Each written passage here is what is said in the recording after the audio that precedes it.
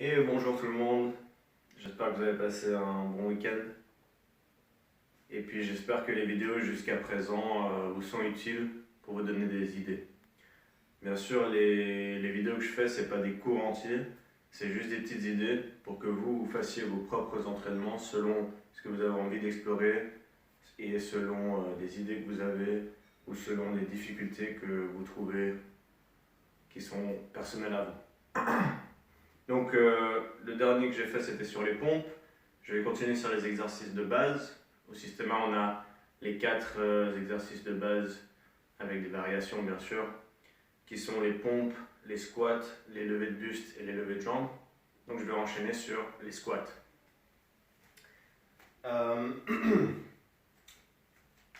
Première idée avec le squat. Le squat il est très intéressant et très important. On a tendance à, dans la vie de tous les jours, si on veut ramasser quelque chose par terre, à se pencher en avant comme ça. Vous voyez ? Alors, il y a certaines cultures où ça c'est assez normal. Les gens travaillent au champ comme ça.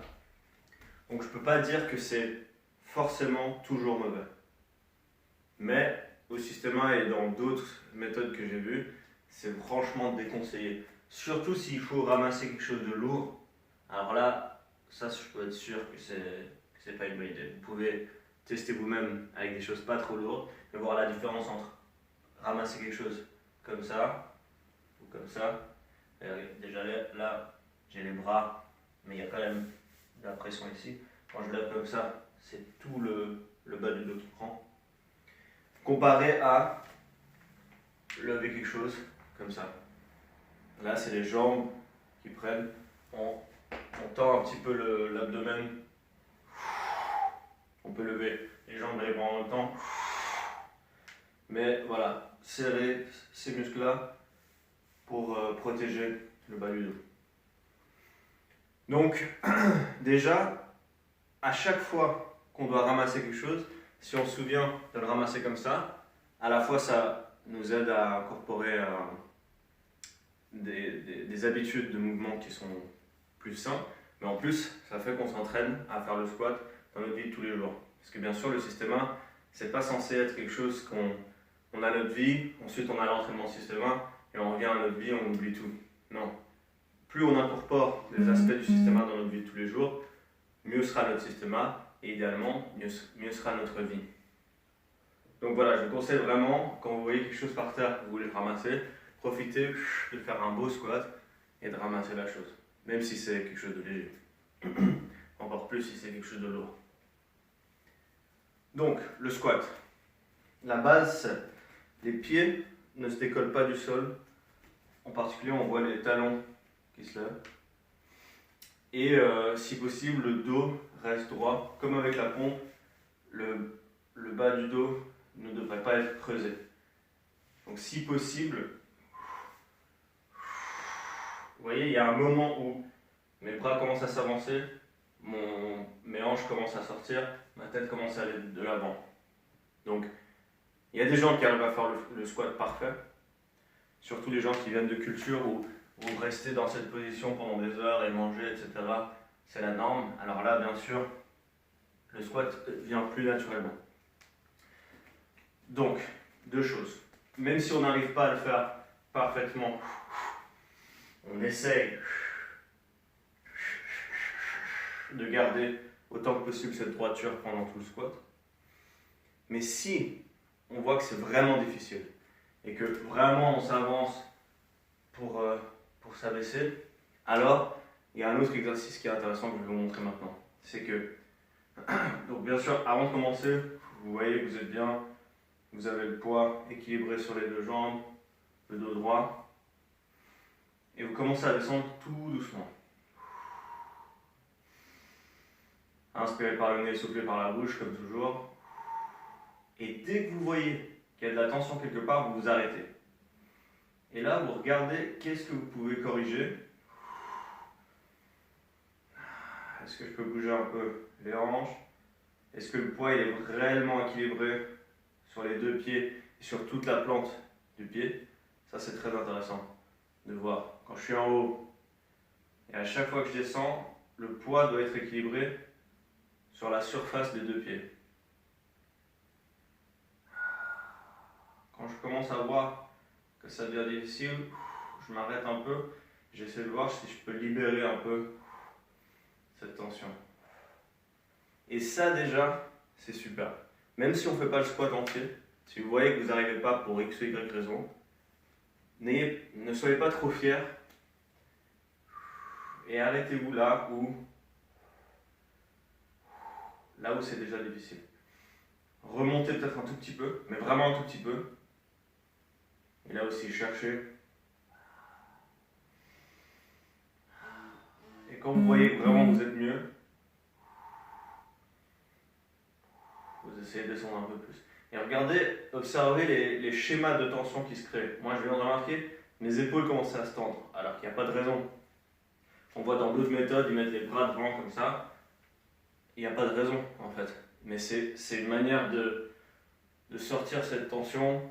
Oui, c'est aussi pour l'équilibre, mais en fait, si on a la bonne posture, on n'a pas besoin d'équilibre parce qu'on tombe ni devant ni derrière.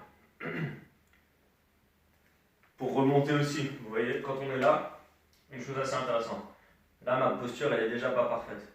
Pour monter, au lieu de monter avec une posture encore pire et à la fin me redresser, quand je suis en bas, je commence à monter en corrigeant ma posture. C'est-à-dire, ma tête va monter, mon menton va rentrer, mon coccyx va rentrer pour aplatir le plat du dos.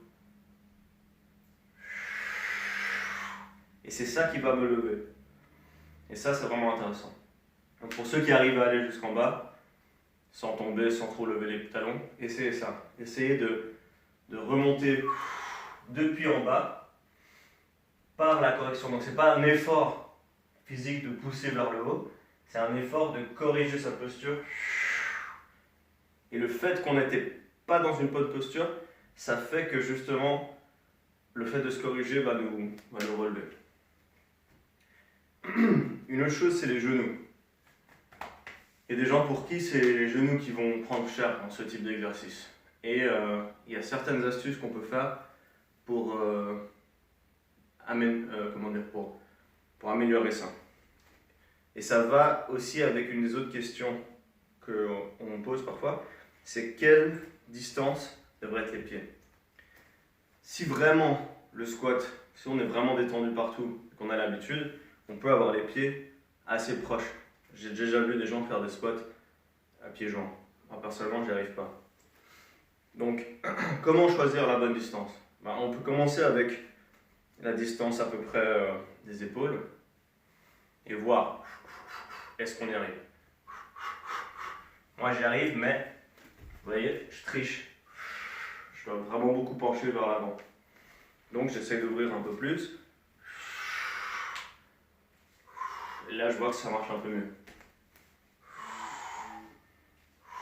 Mais pourquoi je parle des pieds en parlant des genoux? Parce qu'il y a des gens qui disent que une chose qui est très importante, c'est que les genoux restent alignés par rapport aux pieds. C'est-à-dire que si on commence à faire le squat et que les genoux commencent à rentrer ou commencent trop à sortir, c'est là aussi que ça peut mettre de la pression sur l'articulation des genoux. Donc c'est pas pour dire qu'il faut que les pieds soient ici ou soient ici, mais qu'il faut y penser. Il y a des systèmes où on dit le genou doit toujours être au-dessus du pied. Moi je ne serais pas aussi catégorique, mais je dirais vraiment soyez à l'écoute. Soyez à l'écoute des hanches, soyez à l'écoute des genoux, soyez à l'écoute du plat du pied et de la distribution du poids sur les pieds. Et ensuite, bien sûr, pensez à votre bas du dos, vos épaules, votre tête. C'est vraiment un super exercice de posture. Dernière chose que je vais vous dire, c'est utiliser le mur. Ça, c'est très intéressant. Déjà, juste se positionner avec les pieds à plat au sol, les épaules qui, si possible, touchent le mur, la tête qui touche le mur mais sans que le menton monte, et le bas du dos plat contre le mur, les pieds plats au sol, les hanches contre le mur, le bas du dos contre le mur, tout le dos contre le mur, la tête contre le mur, le menton rentré et les épaules sorties. Si vous arrivez ensuite à respirer tranquillement,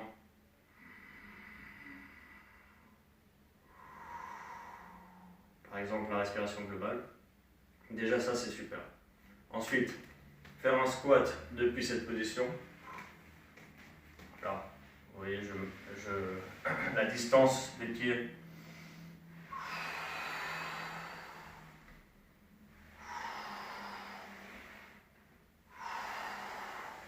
Puis, il faudrait pas trop s'appuyer contre le mur. Je vais juste essayer contre ce mur. Excusez-moi. Voilà, peut-être que vous voyez un peu mieux la posture.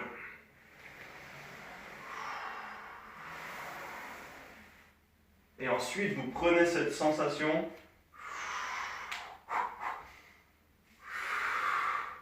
et vous essayez de comparer la différence.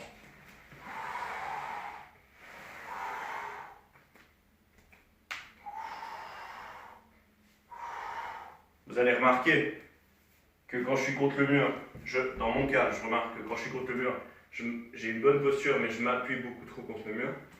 Quand je suis ici, évidemment, je ne m'appuie pas contre le mur, mais ma posture, du coup, est moins bonne. Comparez ces deux choses. Une chose aussi intéressante, c'est que parfois, pour remonter, on trouve qu'on est un peu bloqué, et on peut un peu ramper contre le mur pour monter, pour descendre. Ramper avec les hanches. Et ça, c'est assez intéressant pour monter et descendre avec moins de tension. Ok? Comme avec les pompes, quand vous avez fait beaucoup de ça, essayez de trouver des étirements qui pour vous feront l'inverse. Là, dans les squats, pardon, on a beaucoup cette position. Donc ces muscles-là qui tirent par ici. Donc voir si on peut faire l'inverse. Là c'est le dos, en levant cette jambe. Vous voyez, je peux tirer ça. Mais à vous d'explorer, hein. Ça ce sont des idées.